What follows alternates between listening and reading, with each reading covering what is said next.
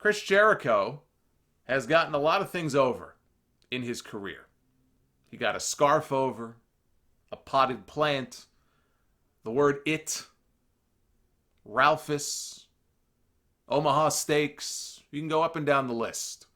Now you can add a little bit of the bubbly to the list. I don't do it as well as he did. Oh, a list. Oh, how could I forget the list? Of course, that's another thing he got over. He got a friggin' list over. But I got to tell you about this bubbly shit. I have not been able to get that stupid bubbly line out of my head all week. And it's still funny to me. I know some people think it's cringe. I think it's funny. When Jericho is just sort of off the cuff like that, there are shades there. It does remind me of when he was doing his stuff like that in WCW back in '98, and even early in his WWE run. That to me is when Jericho is at his best and when he is at his most humorous. So I got a kick out of it. I thought it was funny, but I've been hearing this in my head nonstop. And forget the memes. I've just been hearing it in my head all week. It was just an off-the-cuff remark that he made during the post-show to All Out. After he beat Hangman Page, he became the first ever AEW champion. They shot video of him as he walked to the back, and it's up on their YouTube channel right now. He comes through the curtain, and, he's loudly complaining about the fact that nobody's there to congratulate him. If it were anybody else, they'd be lined up to shake his hand and say thank you and congratulate him. And, of course, there's nobody there to congratulate Chris Jericho. He sees the Young Bucks. He calls them Bucky Boys. He spots Brian Pillman Jr., who was back there for some reason. And he tells him he's got a stupid haircut. Then he comes across a table with snacks and a bottle of champagne on ice.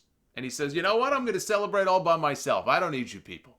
I can celebrate all on my own. And he sees the bottle, and he said that he was going to have a little bit of the bubbly. And that was it. The internet ran with it. And they turned it into a meme. And AEW, to their credit, wisely did not waste any time turning it into a new t-shirt that has become the hottest selling t-shirt in a 24-hour period in the history of Pro Wrestling Tees. That's the advantage of working through a website like Pro Wrestling Tees, is how quickly you could turn these things around. I remember when the RKO out of nowhere fad was popular. It took WWE a few months, at least a couple of months, before they finally got a shirt out. I think to the point where Randy Orton was even joking about it. He's like, yeah, would be kind of nice if I had a shirt, wouldn't it? And by the time the shirt came out, the whole craze had already died down. You got to strike while the iron is hot with these things. So they were able to do that, and I'm sure Jericho will make some money off it, so good for him. But the bubbly was just one thing that Jericho was in the news for this week. The other was the mysterious disappearance of the AEW Championship belt. It was the next day. He was on his way home to Tampa. His flight got diverted to Tallahassee because of Hurricane Dorian, and hopefully everybody listening to this, if you are in a hurricane-ravaged area, probably not listening to this, but anybody who is, hopefully everybody is okay. That was scary just to watch on TV. And I'm sure that's just the first of many that are going to be coming up this hurricane season. So I don't know what else to say other than stay safe. I mean, that's just terrifying when you see these storms sweep through like that. But Jericho decided that he was going to ride back home to Tampa via limousine. So he leaves the airport. He stops off at this Longhorn Steakhouse. He realizes that he grabbed the wrong bag at the airport. So he sends a limo driver back to the airport to retrieve his bag, which has the AEW title inside. So this is not just any bag. He put the championship in his bag, and he left the bag behind. So now the limo driver has to go back to the airport to get the bag. When the driver got back to the restaurant to pick Jericho up, Jericho checked the bag and found that the belt was missing. Someone stole the AEW title, or so he thought. So he filed a police report, a very real police report, which should have been a hint that this was not a work. I understand that everyone's first inclination is it's pro wrestling, everything's got to be a work. When they file a police report, they're not filing a false police report for a wrestling angle, which is against the law, by the way. But they did decide to turn it into a storyline and take advantage of all the publicity. Jericho filmed a video from his home outside in his hot tub claiming that he was launching a worldwide investigation to find his missing title belt. Which is funny, he's still calling it a championship title. He still has not gotten out of that Vince McMahon WWE mentality. You can call it a belt. It's okay. It's all right. Nobody's going to bite you. You can call it a belt. So he's talking about the belt, and I lost it. He's pouring himself some of the champagne in a glass to drink. He puts the glass down, drinks right from the bottle. That made me laugh. And as embarrassing as this was, and it was pretty embarrassing. I mean, you just crowned your first ever champion, and the next day the belt goes missing. It's not the first time somebody's lost a belt before, but that does not make it any less embarrassing. But they tried to turn a negative into a positive. And I think it could have been a very entertaining storyline if they would have been able to drag it out until the TNT debut. But it was a few days later, the Tallahassee Police Department announced that they had found the belt. So what the hell happened here? According to the story in the Tallahassee Democrat, a guy named Frank Price found the belt on the side of the road last Sunday. He spotted a velvet bag in the middle of a turn lane. He and his wife took it. They claim they did not look inside the bag until they got home. I find this very hard to believe. Who picks up a bag on the side of the road and doesn't bother to look at what's inside before they take it with them? There could have been a human head in this bag. It could have been a dead animal. Could have been a bomb. Not very bright. He said his wife, when they got home, they saw what it was. His wife Googled it and said it looked like a bunch of knockoff belts. I don't know how they would have AEW knockoff belts already online, but she said it looked like a bunch of knockoff belts that she found that were being sold on eBay. They never imagined it was the real deal. There was nothing in the news at the time about a missing belt, so they assumed it must be a replica. So what did they do? They put it on Craigslist. And that's when they started getting messages from people about the missing belt. Once he realized this, he says he called the police. They told him to bring it in. When he got to the police station, he ran into the owner of the limo company that gave Jericho the ride to the steakhouse. He was getting ready to file an insurance claim on the belt. He was so happy, this guy was, to learn that the belt was returned. He gave Frank $200 as a reward. The belt costs $30,000 to make. He returned a $30,000 belt and got $200 in return. But investigators were suspicious about the reward. The article says they wondered whether Price had called the owner of the limo company to arrange their little chance meeting at the precinct and to arrange the $200 reward. Now, Price told investigators there that it was purely a coincidence. Him running into the limo owner at the police station, purely a coincidence. The reward was unplanned. And apparently he provided the cops with receipts and GPS data from his cell phone to prove that he was nowhere near the steakhouse when the belt went missing. Later on, he said he doesn't think the belt was actually stolen. What he thinks probably happened, what's more likely, is that somebody put it down on the trunk of the limo, forgot it was there, drove off, and it fell off. We've all been there before. Put a drink on the roof of your car, put some stuff inside, you forget that you left the drink.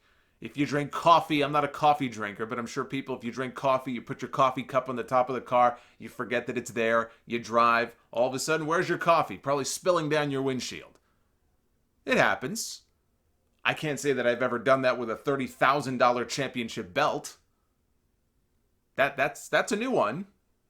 But I could see that happening, and I could see that being why they would want to come up with any other explanation or claim that it was stolen, because that's pretty embarrassing. That's pretty embarrassing.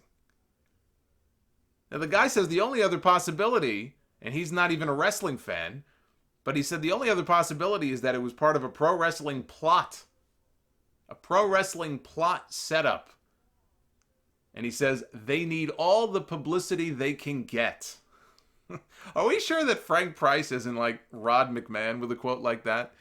They need all the publicity they can get. That's quite the burn there from a guy who claims not to be a wrestling fan. But I think he's right. I think he's right. Something like that probably happened where they left the belt on the car trunk and they forgot it was there. They drove off and the thing ended up on the side of the road. That's probably what happened. But if it wasn't obvious why Jericho was the correct choice to be the first AEW champion, it should be very obvious by now. I've been laughing my ass off all week at those 2 videos that he did. He recorded a second video once he was able to get the belt back, sitting in his recliner at home, in front of his mini bar, of course. His face was so red in this video. He looked like Hellboy. He looked like he probably had a little too much of the bubbly and he fell asleep in the hot tub outside when he recorded that first video. His face was all, this wasn't even like spray tan. This was like burnt to a crisp. Burnt to a crisp. There you go. But holy shit, was his face red. Now, he said the belt was returned to him after he put the fear of God into the person who robbed him and went on to cut a promo. So, anyway, so much for that storyline. It's a shame that it kind of ended as quickly as it did. I think there was much fun yet to be had with this. Jericho is already far more entertaining a champion than Adam Page would have been. And I like Adam Page. I'm not even saying that as a slight to him. But Jericho was the right choice. I said it months ago, and I say it now without any hesitation. 100% the right choice to win that AEW title, be the first AEW champion. And now we get word, speaking of which, that Chris Jericho will be defending the AEW title against Cody at their next pay-per-view, Full Gear, on November 9th. So it's exactly as I laid out last week. What I thought the top 3 matches were going to be for that pay-per-view. You've got Pac and Adam Page. That was obvious after what happened when the show was over backstage. Pac throwing a water bottle at Page as he was talking to a bunch of reporters. Jon Moxley and Kenny Omega has officially been announced for the show, which is now official. And as I was kind of hinting at, Cody, I thought, was clearly being groomed to be the next guy in line to challenge for the championship. Probably was going to happen on that show, and now it's official. Now, I also said that would be where the MJF turn probably happens on Cody. Cody answered a fan on Twitter who mentioned this possible scenario, and he said, no way. No way. He's my legit good friend and the man that I handpicked to come to AEW. He could second 1,000 of my matches, and the result will be the same every single time. Well, he says that now. We'll see. We'll see. People are very bent out of shape. Not everybody, but you've got a relatively sizable group of people who are very upset that Cody is already getting a title match. Oh, he's the executive vice president. Of course, he's getting a championship match. He's Mini H. Mini H in the making. People seem to be more upset about the fact that they announced this before they even had their first TV show. And how they could have done stuff on TV to build to who's going to challenge Jericho for the championship. You know, Tony Khan, when they made the announcement, he put this very WWE-esque sounding quote out there in terms of the verbiage. But he told Sports Illustrated, he said, Cody's outstanding record in singles competition has secured him the #1 contender ranking. Cody earned this opportunity over the summer as he remained unbeaten in singles bouts, scoring pins on a pair of proven veterans, defeating his older brother, the legendary wrestler Dustin Rhodes at Double or Nothing, and beating bitter rival and former partner Shawn Spears at All Out, and battling to a draw against the exciting upstart Darby Allin at Fyter Fest. Outstanding record, says Tony Khan. Outstanding record is pushing it. Yes, he is unbeaten, but he's beaten 2 people. Let's not get carried away. But I have no issue with Cody getting the shot. He's the only member of the Elite to remain undefeated so far in their matches, their singles matches. He did lose that tag match to the Bucks. But a lot of people are ripping this, this whole decision to make the announcement so soon. I don't have a problem with it. It does not bother me at all. I think it's much ado about nothing. They explain why he's getting the shot. And the match with Sammy Guevara on that first TNT show, which is going to be Cody against Sammy, why not wait until after that match to announce it? That's what I see a lot of people saying. Yeah, you know what? They could have waited. But here's what I think is going to happen. I think Sammy Guevara is going to pull off the upset win over Cody on that first show as a surprise. I'd even open the show with it. You know, they've already got that 6-man. It's going to be, I think it's Kenny and the Bucks against Jericho and 2 mystery partners, whether it's LAX or who knows who it's going to be. I assume that will be the main event. You open the show with Cody's match. That's what I would do. But don't forget here, here's the thing that people are forgetting. Cody is not getting the first shot at Jericho's championship. They've already announced the first AEW title defense happens October 16th on the TNT show. If Cody has already secured his shot for the pay-per-view, there's no harm in giving a guy like Sammy Guevara a big win on a big stage like that. First show, right at maybe the first match, right out of the gate. And then having Jericho beat him in a competitive match on TV a couple of weeks later to retain the championship. So I don't think it's a foregone conclusion that, Cody's going to beat another guy on October 2nd. He's quite the opposite. I think Guevara is going to win. That's how I would do it. They want wins and losses in this company to mean something. Sammy beats Cody. He gets the first shot before Cody does. Those are some of the most fun matches. The heel champion defending on TV against the underdog challenger. Underdog gets a couple of big near falls before the champion retains in the end. Look, you can probably come up with a whole list of examples like this. Ric Flair made a career out of it. Yeah, I think of Triple H and Taka Michinoku on Raw back in 2000. That's a match I still remember. It's almost 20 years later. I mean, hell, we saw it with Adam Cole and Jordan Miles on NXT last week. So that's where I think and that's where I hope this is going.